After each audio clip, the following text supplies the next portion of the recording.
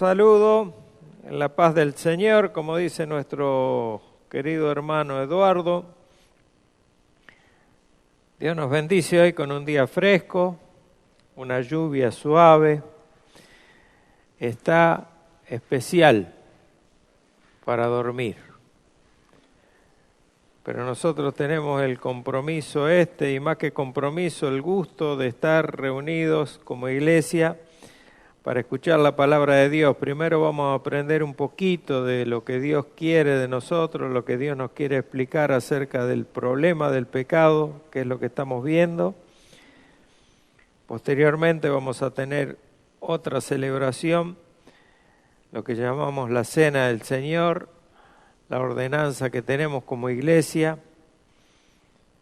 Así que tenemos un día precioso hoy, no por el tiempo, sino por lo que va a ocurrir aquí, en la adoración, la alabanza y la celebración del recordatorio de la muerte de Cristo por nosotros. Así que vamos a empezar recordando lo que vimos, dónde habíamos quedado, y habíamos estudiado como última parte del subpunto 2 del capítulo 6, la carta a los Efesios, el capítulo 4, versículos 17 al 19, que hablaba de la necesidad de no andar como los gentiles, como los otros gentiles, dice Pablo, que andan como en la vanidad de su mente. Y decía Pablo que tenían o tienen el entendimiento entenebrecido y estaban ajenos, más bien decíamos enajenados, o sea, su razón le es quitada, no la tienen, no tienen una buena percepción o no tienen un buen sentido común. Ajenos de la vida de Dios, desconocen a Dios, al Dios de la Biblia, ¿no? Cada uno dice que tiene su Dios personal, su Dios privado, su Dios hecho, conformado por Él a su imagen. Por eso tenemos la muletilla siempre, desde que éramos inconversos, de decir gracias a Dios, si Dios quiere, etcétera, etcétera, pero no nombramos, ni tenemos en cuenta, ni conocemos al verdadero Dios vivo y verdadero. Y todo esto es dado o es el resultado de la dureza del corazón del hombre, dice Pablo. Y después que perdieron el sentido, se han hecho insensibles sobre todo a la vergüenza de hacer esos actos malos, depravados, vanos. Dice que por eso Dios los entregó a la inmundicia para hacer cosas que no convienen. Dios los entregó a la inmundicia, eso es algo grave, ¿no? Porque Dios te libera cuando tenés el corazón duro, cuando sos rebelde a la voz de Dios. Si no sos un hijo, un elegido para ser parte de la familia de Dios, Dios te libera para que hagas. Y a eso el hombre lo llama erróneamente libre albedrío. O sea, es un libre albedrío de cierta manera, sí, pero es un libre albedrío que está dentro de un perímetro que está delimitado por la maldad del hombre. O sea, lo único que puede hacer el hombre dentro de esa cárcel en la que está de pecado, es pecado y solamente pecado. Solamente puede orientarse al mal. No tiene la libertad, ni quiere tampoco tenerla, de buscar al Dios verdadero, al Dios de la Biblia, porque decíamos que este Dios que se revela aquí en la palabra es un Dios, por sobre todas las cosas, esencialmente un Dios moral. Un Dios moral, un Dios que establece lo que es lo bueno y lo que es lo malo de acuerdo a su criterio, que es perfecto, no de acuerdo al nuestro. O sea, para nosotros lo bueno es ¿qué cosa? Lo que agrada a nuestra carne, lo que nos agrada, lo que hacemos y nos gusta. Entonces, como nuestra naturaleza está corrompida, está desfigurada la imagen de Dios en nosotros. Lo que deseamos no es precisamente lo que Dios desea para nosotros. Siempre hacemos pecado.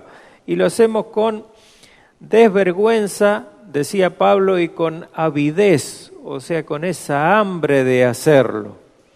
O sea, hacemos pecado con el hambre de hacer pecado.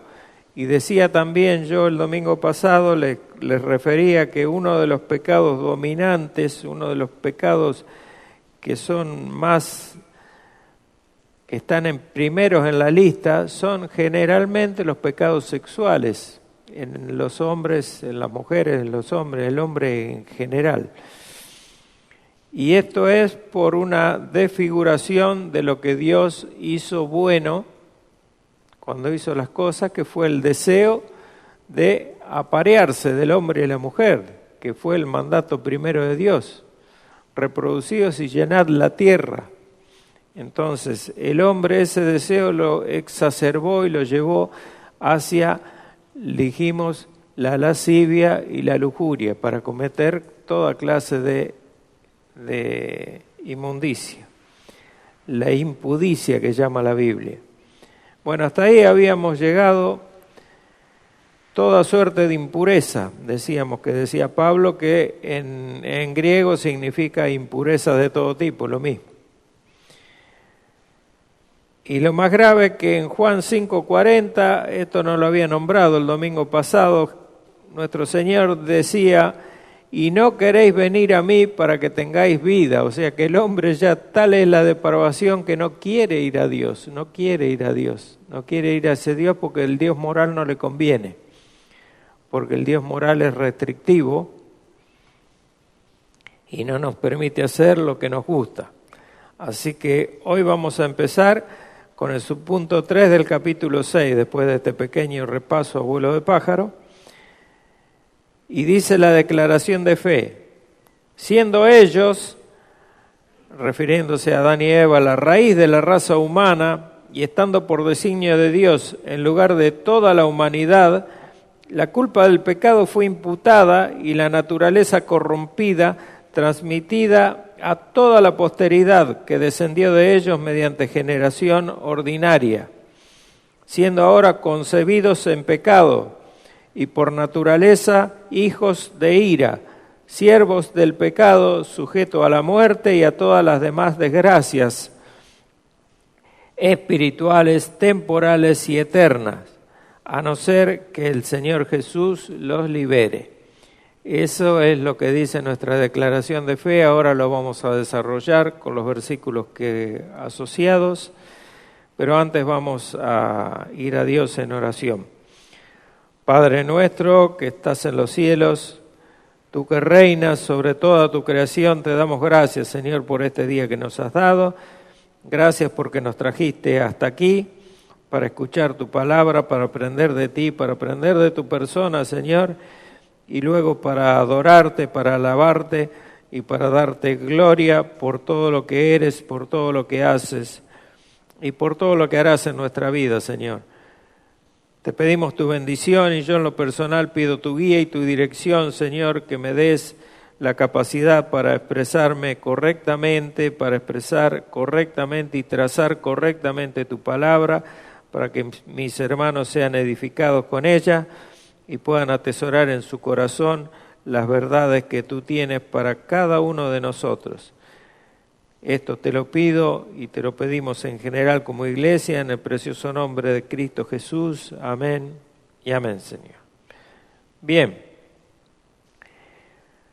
Siendo ellos la raíz de la raza humana, dice la declaración de fe, y se refiere a Adán, en los cuales la culpa del pecado fue imputada y la naturaleza corrompida de ellos, que se corrompieron después de pecar, fue transmitida a toda la humanidad que nació en forma ordinaria, dice la declaración de fe, o sea, fueron naciendo normalmente las personas a través de la reproducción, pero todos nacieron con el estigma de pecado.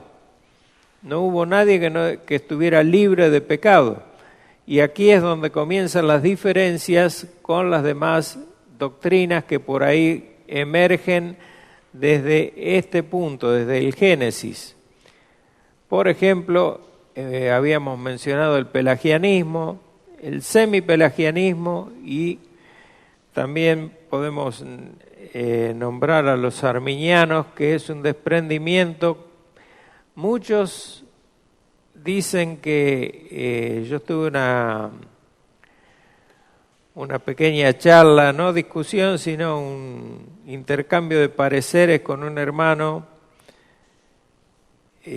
por Facebook, y él me decía que el arminianismo no decía eso, y lo que pasa es que hay una pequeña diferencia, pequeñas, sutiles diferencias entre lo que es el semipelagianismo y lo que Arminio afirmaba y sus discípulos después. O sea, lo mismo que pasa con Calvino y con sus discípulos, pasó con Arminio y con sus discípulos. O sea, los discípulos van un poco más allá, son más defensores, como la jerga común dice, son más papistas que el Papa. O sea, quieren ir más allá de lo que Arminio decía, y los calvinistas quieren ir más allá de lo que Calvino decía. Entonces vienen distorsiones como el semipelagianismo, que se aplica casi como si fuera la doctrina arminiana. Pero de hecho la doctrina arminiana contempla, por ejemplo, la pérdida de la salvación, que nosotros en nuestra doctrina, las doctrinas de la gracia, decimos que la salvación no se pierde, y es el quinto punto de esta doctrina, que es la perseverancia de los santos, que no sería tanto perseverancia de los santos, sino la preservación de los santos, porque el que nosotros sigamos hasta el final en la fe no depende de nosotros en la totalidad, sino que depende de Dios por su promesa, porque Dios prometió la salvación. Romanos 8, del 28 al 30, dice que a todos los que antes conoció, los predestinó, a los que predestinó llamó, a los que llamó justificó, y a los que justificó glorificó. Entonces, esa cadena de oro de la salvación que se da en llamar es para todos los creyentes, verdaderos creyentes. Y eso hace que nosotros tengamos la total seguridad de salvación, hagamos lo que hagamos, caigamos en el pecado que caigamos. Si no fuera así, David no hubiera podido ser salvo. Y muchos otros, Abraham tampoco podía haber sido salvo, etcétera, etcétera. Hay muchos personajes de primera línea en la Biblia que no deberían figurar dentro de los salvos o dentro de la categoría de los héroes de la fe que podemos leer en el libro o en la carta a los hebreos. Entonces, el pecado, la caída del cristiano verdadero, el cristiano regenerado, no es para perdición eterna. La caída del cristiano es para que Dios intervenga por medio de la disciplina y lo vuelva a la vereda correcta, al camino recto, pero no para la perdición total. Y el arminianismo dice que sí, que se puede perder la salvación, y de la misma manera lo toma la Iglesia Católica de Roma, que para nosotros nos da lo mismo, porque lo que piense la Iglesia de Roma es una cuestión de ellos, porque simplemente se rigen más por las bulas papales y por los decretos externos a la Biblia que por la Biblia misma, así que no nos interesa. Pero ellos se toman de eso y dicen que se pierde la salvación, por ejemplo, si alguien comete un pecado capital, un pecado de muerte, y tiene que hacer penitencia y tiene que hacer toda una serie de cuestiones como para ser restaurados al estado original de gracia. O sea que para ellos, tanto para el arminianismo como para el catolicismo romano, la gracia se destruye con un pecado grave. Y Dios dice que no es así, porque en Romanos 5 leemos que justificado pues por la fe, tenemos paz para con Dios. Dios ya nos declara justo y es una declaración legal que no puede echarse atrás. Bien, esto ha sido un paréntesis. Si leemos en Romanos 5:12, que es el primer versículo que tiene asociado, ¿por qué la culpa del pecado fue imputado a Adán y Eva? Y ahí lo vemos en Romanos 5:12, que dice: por tanto, como el pecado entró en el mundo por un hombre, refiriéndose a Adán, y por el pecado la muerte, así la muerte pasó a todos los hombres por cuanto todos pecaron. Ya lo vimos a este versículo, lo leo nada más que para recordarlo. O sea, el pecado fue imputado a Adán. Por Adán entró el pecado al hombre. Y ese pecado no solo entró en Adán, sino que se transmitió al resto de la raza humana. Todos los que fueron naciendo después de Adán quedaron infectados por el pecado. Por eso que se necesitó de un segundo Adán, que este vendría a ser nuestro Señor Jesucristo. Y ahí viene el versículo de referencia, que es 1 Corintios 15, 20 al 22, que dice: mas ahora Cristo ha resucitado de los muertos, primicia de los que durmieron es hecho, por cuanto la muerte entró por un hombre, este es Adán, también por un hombre la resurrección de los muertos. Porque así como en Adán todos mueren, también en Cristo todos serán vivificados. Todos seremos vivificados en Cristo. Pero en Adán todos mueren. Dijimos al principio y después lo repetimos ahora en este punto, que el hombre no fue creado para morir. El hombre fue creado en un estado de eternidad, la cual tiró a la basura, despreció cuando pecó, cuando desobedeció al mandato de Dios. Entonces, en Adán todos mueren, todos morimos en Adán, pero en Cristo todos seremos vivificados, y la resurrección de Cristo es una doctrina fundamental para la salvación, tal como lo desarrolla Pablo en el capítulo 15 de 1 Corintios, desde el 16 al 19, que lo vamos a leer, dice: porque si los muertos no resucitan, tampoco Cristo resucitó. Y esto lo decía porque había facciones, había sectas dentro del judaísmo que no creían en la resurrección. Uno de esos eran los saduceos. Los saduceos no creían en la resurrección de los muertos. Y si Cristo no resucitó, vuestra fe es vana, aún estáis en vuestros pecados. Qué problema, ¿no?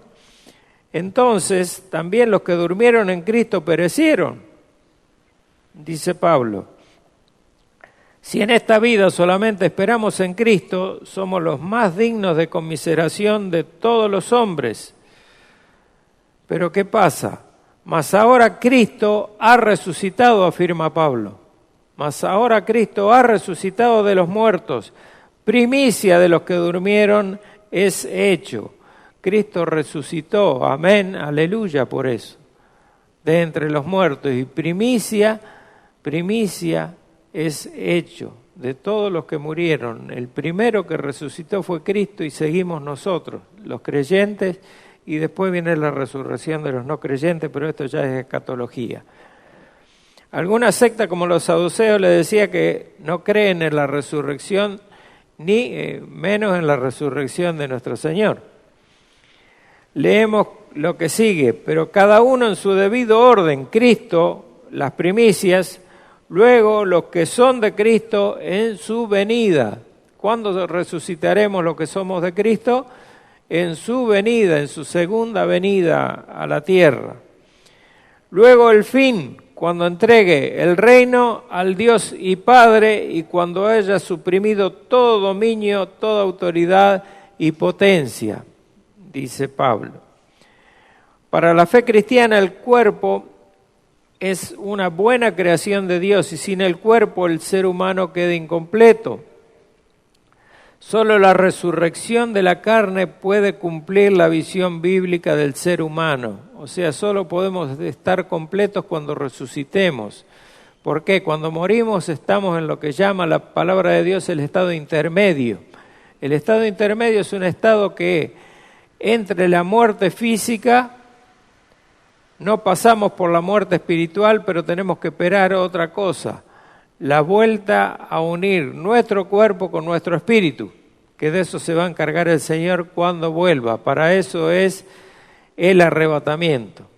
O sea, hay una razón para el arrebatamiento que no es librarnos de la gran tribulación, como dice el dispensacionalismo, sino que es precisamente para esto, para volvernos a nuestra esencia humana, como Dios nos creó, unir nuestro cuerpo con nuestro espíritu y que los dos vuelvan a ser una misma cosa en Cristo, para toda la eternidad. Ahora, nuestro cuerpo resucita incorruptible, no corruptible como fue depositado en una tumba o como fuera, si fue cremado o como fuera, sino que resulta en un cuerpo glorificado como el cuerpo similar al cuerpo de Cristo, con características especiales que la Biblia no menciona, pero sabemos que son características muy especiales que tuvo Cristo después de resucitado, una de las cuales hacía que no se confundiera con la materia misma, porque Él entró al aposento alto, acuérdense cuando estaban todos orando y con las puertas cerradas, pero no abrió la puerta, entró. Entonces, esa cosa especial que tiene el cuerpo glorificado es lo que vamos a tener nosotros en la resurrección. Y algo importante, muy importante, es que el arrebatamiento de la iglesia se va a dar precisamente para esto. La razón del arrebatamiento de la iglesia es para unir el cuerpo resucitado con nuestra alma, con nuestra parte espiritual, nuestra parte intangible, porque somos en parte material y en parte espirituales. Entonces hay que unir las dos cosas y para eso se da el arrebatamiento y luego de esa unión con Cristo descendemos aquí a juzgar con el Señor. Bien, la fe cristiana, el cuerpo es una buena creación de Dios, dice la declaración de fe. ¿Por qué? Bueno, no la declaración de fe, sino el comentario de la declaración de fe. Porque los dualistas, como lo era Platón, por ejemplo, decían que la esencia humana espiritual es lo bueno del hombre. Y el cuerpo es una cárcel, y el cuerpo es maldito, el cuerpo es malo. Entonces el espíritu es bueno, el cuerpo es malo. O sea, el hombre cuando muere, su parte espiritual asciende a Dios, decía Platón, y no daba mayores explicaciones. Y era liberado de esa cárcel que es el cuerpo, que era lo que lo llevaba a hacer las cosas malas, etcétera, etcétera. Entonces el dualismo decía eso, pero nosotros sabemos por la palabra de Dios que el cuerpo que Dios creó para el hombre es bueno, es sumamente bueno, es bueno en gran manera, como dice la palabra en Génesis. En el Areópago, ¿se acuerdan que Pablo predicó sobre el Dios de la creación? Esto está en Hechos 17, ¿no? Del 24 al 26. El Dios de la historia, el Dios desconocido, que decían ellos rendirle culto, y a Jesús y la resurrección. Eso es lo que predicó Pablo, con lo que fue tan impopular a los griegos, porque los griegos helenistas, muchos de ellos no creían en la resurrección de los muertos tampoco. Pero otros, una facción de ellos, decía, queremos que usted nos hable de esto en otra ocasión, o en otra ocasión que nos hable sobre este tema. Pero en ese momento Pablo salió de la reunión, ya no habló más. Él dio una buena exposición de lo que fue el Dios en la creación, el papel de Dios en la creación y el Dios de la historia, ese Dios desconocido. pero también predicó a Jesús y la resurrección de Jesús. Por más que no creyeran, ellos no pueden decir que no oyeron lo que Pablo predicó. O sea que él le predicó el Evangelio completo. Luego, en la cita de Efesios 2, del 1 al 3, que cita la declaración de fe, voy a citar esto, a desarrollar solamente estos dos versículos, dice: y Él os dio vida a vosotros, Efesios 2, 1 al 3, estoy leyendo, cuando estabais muertos en vuestros delitos y pecados, en los cuales anduvisteis en otro tiempo, siguiendo la corriente de este mundo, conforme al príncipe de la potestad del aire, el espíritu que ahora opera en los hijos de desobediencia, entre los cuales también todos vosotros vivimos en otro tiempo, en los deseos de nuestra carne, haciendo la voluntad de la carne y de los pensamientos, y éramos por naturaleza hijos de ira, lo mismo que los demás. Ahora, Pablo dice que ¿quién nos dio vida?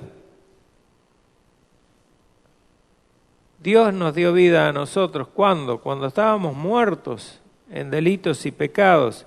En Juan 11 tenemos, Juan 11:43, tenemos la cita de cuando Jesús llega y Lázaro está sepultado porque ya había muerto de esa enfermedad. Hacía 4 días que estaba sepultado y Lázaro escuchó las palabras de nuestro Señor Jesús que dijo: Lázaro, ven fuera.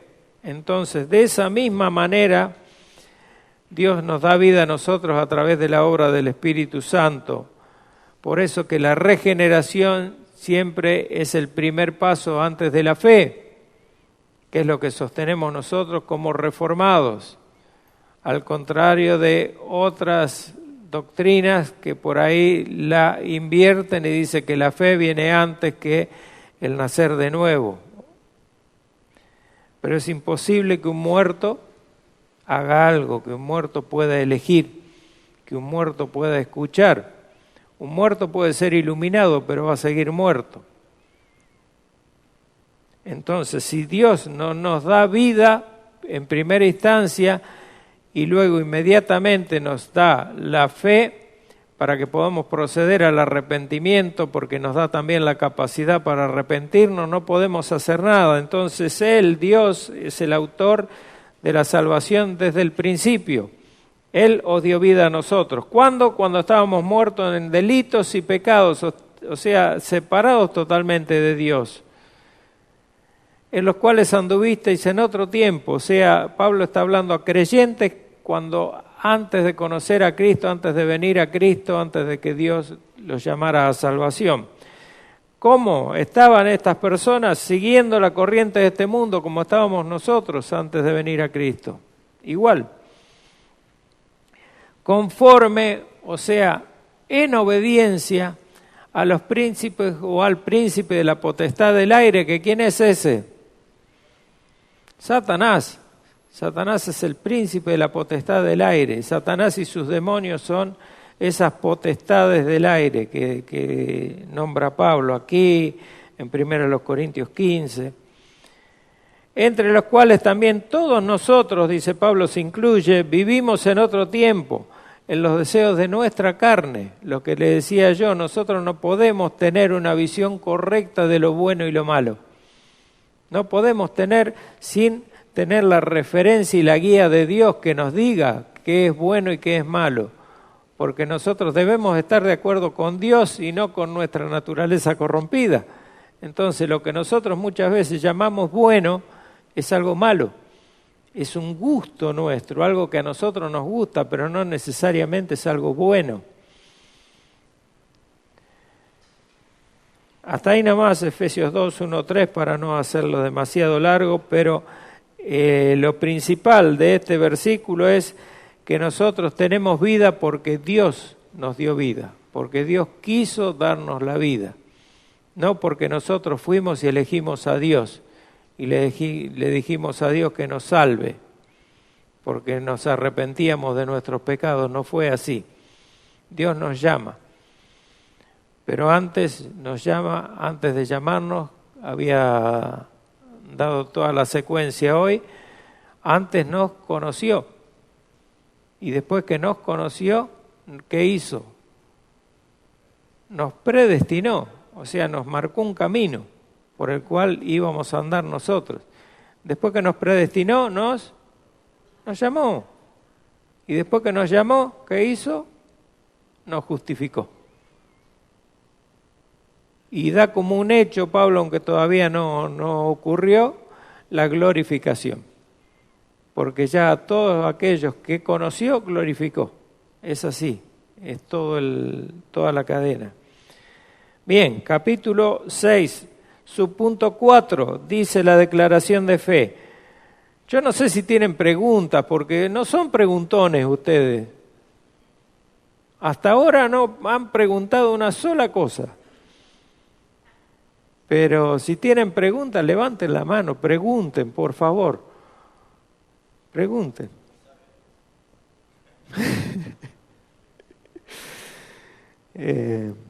Bueno, de esta corrupción original, dice la declaración de fe, por la cual estamos completamente indispuestos, incapacitados, y no solo eso, sino opuestos a todo bien y enteramente inclinados a todo mal. Fíjense la secuencia, estamos indispuestos, o sea, no estamos para nada dispuestos a hacer lo que debemos hacer. Además, estamos incapacitados para hacerlo. Si tuviéramos la disposición o una pequeña disposición, estamos incapacitados para hacerlo. Y no solo eso, sino que estamos opuestos a todo bien. O sea, si para allá es el rumbo que debemos tomar, nosotros estamos mirando para el otro lado, exactamente, para el otro lado. No miro a la cruz porque justamente estamos, en vez de mirar a la cruz, nosotros miramos para el otro lado, para el lado del mundo. Así sería la cosa.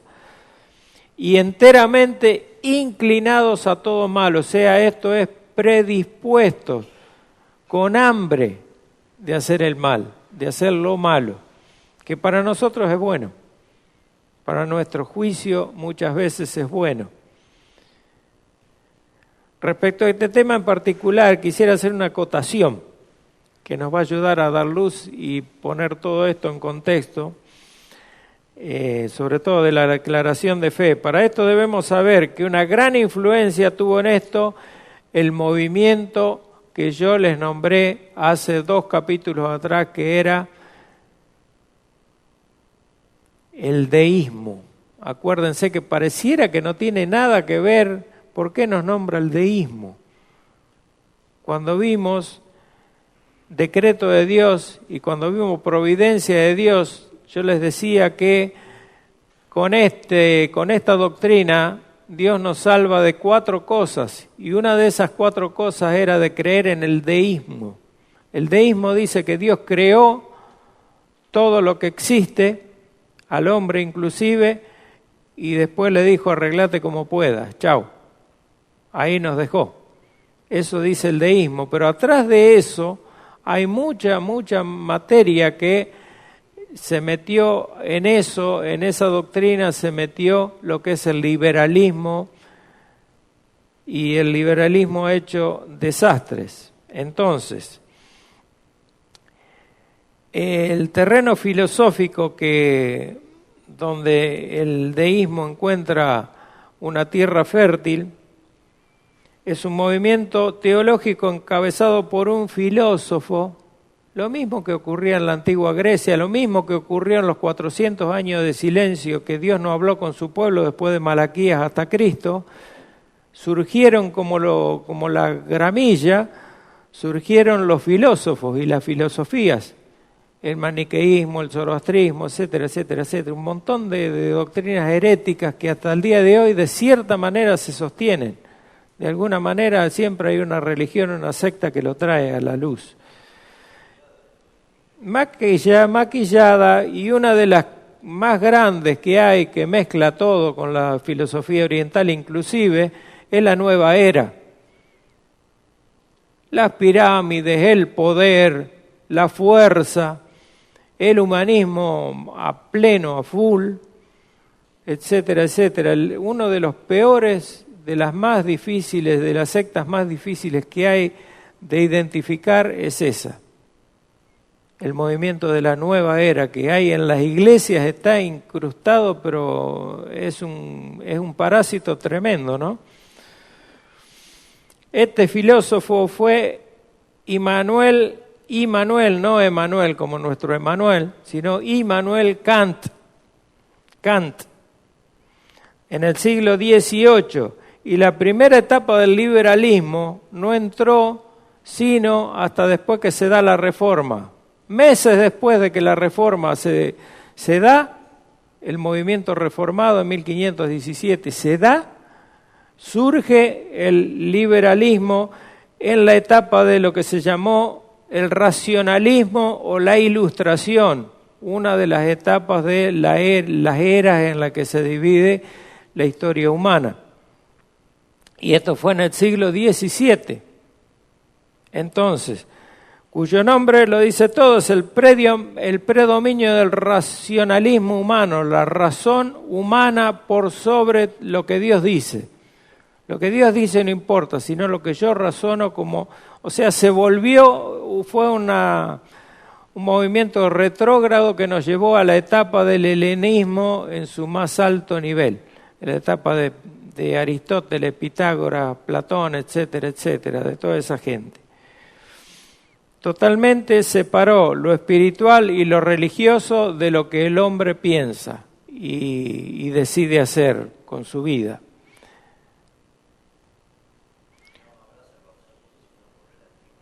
Exactamente, una de las cosas principales que logra esto es el relativismo. El relativismo nos llevó hasta lo que somos hoy.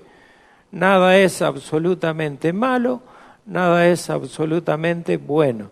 Todo depende con el cristal con que se mire, decía. No me acuerdo el filósofo que lo decía, pero es un filósofo actual. Todo depende del cristal con que se mire. Ya en otra oportunidad yo prediqué algo al respecto, ahora no me acuerdo cómo se llama este fulano, pero bueno, no importa. No es importante. El predominio del racionalismo nos lleva a otra parte de la historia podríamos decir, de la religión, que es el moralismo. Y sabemos que el moralismo no arregla nada, no hace las cosas bien, ni eleva al hombre a ningún estado más que lo que su mente pueda llegar a razonar. El moralismo dice que simplemente hay que portarse bien, pero sin saber el hombre, ni tener idea de lo que es bueno y lo que es malo, ¿cómo hago yo para parametrizar lo que es bueno y lo que es malo? ¿Dónde está el límite? Por eso el relativismo en la que nos hace caer todo esto, como bien decía el pastor, nos lleva a pensar cualquier cosa, y todos estos movimientos raros que hay, el LGTB, por ejemplo, es todo relativo. El sexo con el que yo nací es relativo, porque depende de cómo yo me perciba. Y si yo me percibo como un caballo, soy un caballo. Si yo me percibo como un gato, soy un gato. Y si yo me percibo como una mujer, soy una mujer. Y si la mujer se percibe como un hombre, es un hombre, y se puede percibir como lo que se quiera. Hoy escuché a uno que se estaba percibiendo como sordomudo. Qué bueno eso.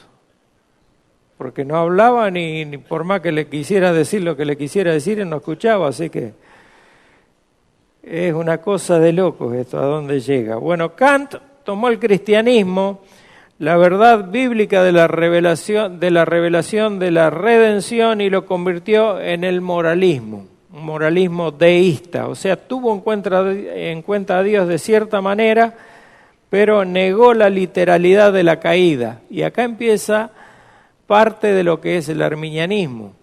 Negó la profundidad del problema del hombre al caer en pecado. O sea, nosotros decimos que el hombre quedó corrupto hasta la médula de sus huesos. No hay una parte en el hombre, ni por minúscula que sea, no hay un átomo del hombre que no esté contaminado por el pecado. No existe. El hombre está totalmente corrompido, totalmente corrompido.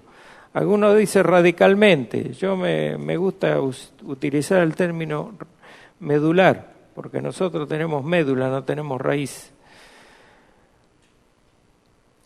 Kant decía que la gente que venía después de Adán, todas las personas que nacieron, no heredaron el pecado original, que es lo que parte del semipelagianismo piensa, y algunos arminianos que no saben ni lo que es el semipelagianismo y el arminianismo, no lo saben diferenciar, también piensan lo mismo. Dice, el pecado original está en Adán, pero quedó en Adán. Y para él, para este Kant, el nacer de nuevo no era una obra tampoco regeneradora del Espíritu Santo, sino era una obra que hacía la propia persona humana cuando se daba cuenta de su inmoralidad y cambiaba y se ponía a elaborar cuestiones que tenían que ver con la moral, o sea, hacerlo recto, de acuerdo a lo que él consideraba recto. Yo le preguntaría, ¿qué es lo que es recto y qué es lo que es torcido? ¿Cuál es el parámetro con lo que me mido? Yo me mido, tengo un parámetro, es la Biblia, es la palabra de Dios. No hay una sabiduría más grande, pero ni cerca, que alguien que haya redactado los 10 mandamientos, que fue Dios, que se los dio. Si ustedes estudian los 10 mandamientos en profundidad, es algo tremendamente sabio que deja al hombre allá en el suelo, en el piso, porque el hombre no puede cumplir ni siquiera con uno de esos mandamientos. Y si el hombre, la moral del hombre fuera tal que lo puede elevar, como decía Kant, podría cumplir los 10 mandamientos tranquilamente. Pero el hombre no puede, porque la moral del hombre no le da, su capacidad no le da. ¿Por qué? Porque está dentro de un estuche de carne que está cargado, permeado totalmente de concupiscencia, de maldad. Y la concupiscencia de nuestra carne nos lleva siempre, nos inclina, como leíamos recién, al mal. O sea, el pecado que él llamó mal radical era una persona que no podía ser espiado, según él, por otra persona, como Cristo, sino que debería ser espiado únicamente por el yo autónomo. O sea, si yo me quiero regenerar, me regenero, pero a mí no me puede regenerar nadie. Con eso desconocía totalmente la obra de Cristo. O sea que Kant debe estar ahora predicando no sé dónde su filosofía, pero en el cielo seguramente no.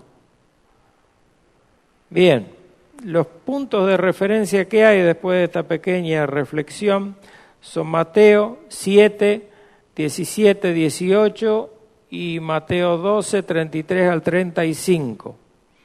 A ver cómo estamos con la hora. Voy a leer hasta donde llegue el enunciado de los versículos y corto acá porque tenemos la Santa Cena hoy. Mateo 7, 17 y 18 dice: así todo buen árbol da buenos frutos, pero el árbol malo da frutos malos. No puede el buen árbol dar malos frutos, ni el árbol malo dar frutos buenos. El 33. O haced el árbol bueno y su fruto bueno, o haced el árbol malo y su fruto malo, porque por el fruto se conoce al árbol. Generación de víboras, ¿cómo podéis hacer lo bueno siendo malos? Porque de la abundancia del corazón habla la boca. El hombre bueno del buen tesoro de su corazón saca buenas cosas, y el hombre malo del mal tesoro saca malas cosas. Ahora, ¿quién es el hombre bueno? Cristo. Y los que son de Cristo, los que somos de Cristo, los que estamos en Cristo. Esos son los buenos, que inclusive de nuestro corazón no siempre pueden salir cosas buenas, ¿no? A veces se nos escapa alguna cosita que no es del todo buena. Y el hombre malo del mal tesoro saca, ¿qué saca? Cosas malas. Por eso no podemos esconder lo que somos. Y como digo siempre, lo que somos determina lo que hacemos. Así que no podemos de ninguna manera nosotros disimular nuestra maldad, porque en algún momento salta.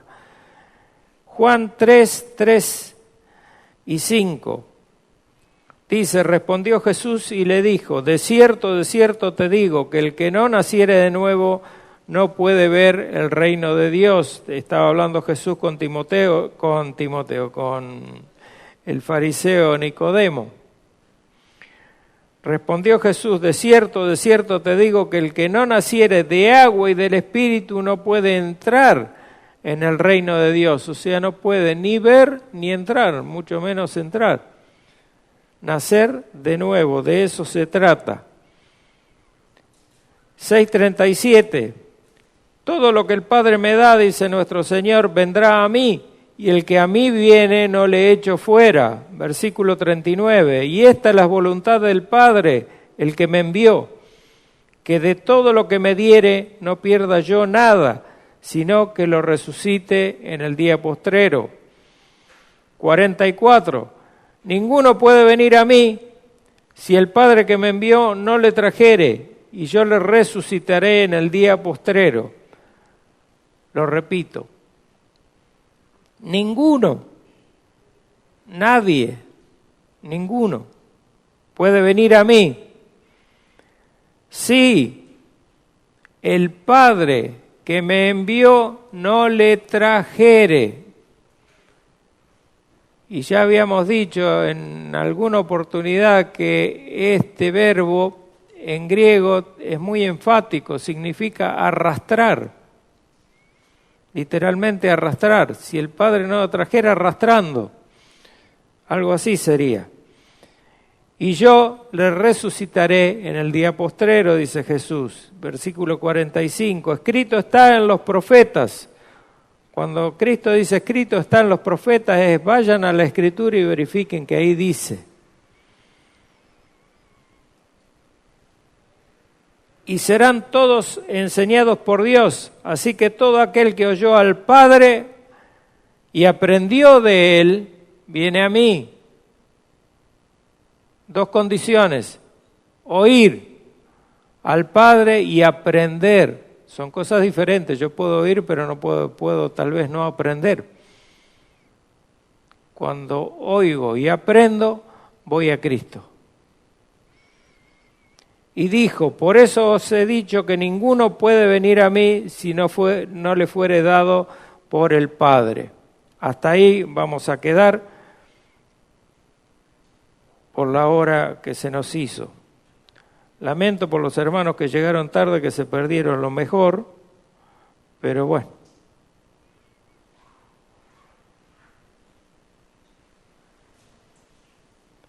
Se perdieron la parte más sustanciosa. El tema de la caída en pecado del hombre, yo lo hago tan detallado en algunas partes porque quiero que comprendamos, hermano, el mal que ha hecho el pecado en el hombre y hasta dónde llega la maldad del hombre y cómo se proyecta la maldad del hombre hacia todo lo que lo rodea.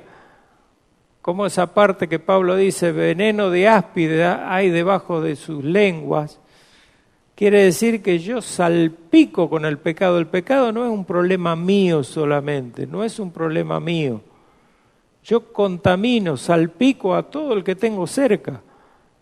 Entonces ese es el gran problema del pecado, es como el dengue ahora. El dengue no es un problema en sí mismo, si no fuera por el tema del contagio. El problema es el contagio. El problema es cuando un hermano me ve haciendo algo indebido a mí y me imita. Porque se supone que yo soy un hombre elevado, un hombre maduro, un hombre que estoy haciendo lo que Dios dice, pero tal vez no esté en todos los casos haciendo lo que Dios me pide. Tengo que tener cuidado, yo tengo que tener un discernimiento espiritual que viene de de estudiar la palabra de Dios, de aprender de la palabra de Dios. Por eso no solamente leer, sino aprender. Son cosas distintas, son cosas distintas. Yo puedo leer superficialmente la Biblia y entender cualquier cosa. Entonces tengo que esmerarme por meditar en la palabra de Dios para que Dios me hable realmente y yo pueda aprender. Vamos a orar. Padre Santo, bendito Dios, nuestro Señor, nuestro Rey, te damos gracias por tu palabra. Señor, ayúdanos cada día a entenderte, a entender tu palabra, para poder aprender más de ti, para poder conocerte más en profundidad, Señor, para poder realmente hacer tu voluntad, que es buena, que es agradable, Señor, y que es perfecta. Gracias por tu fidelidad, Señor, hacia nuestras vidas, porque siendo tan pecadores como somos, tú sigues fiel y nos sigues escuchando, nos sigues llamando al arrepentimiento, sigues escuchando nuestras oraciones, Señor, y nos sigues llevando por el buen camino. Gracias, Señor, por la obra de Cristo en nuestro favor.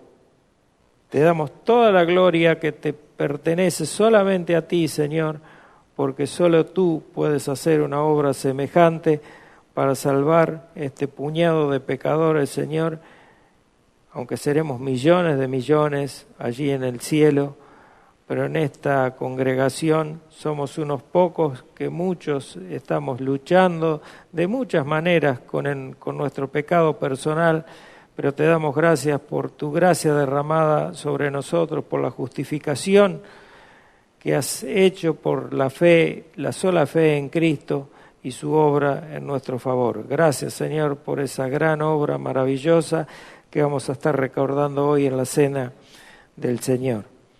Bendícenos de principio al fin de este culto, en el nombre precioso de Jesús te lo pido. Amén y amén.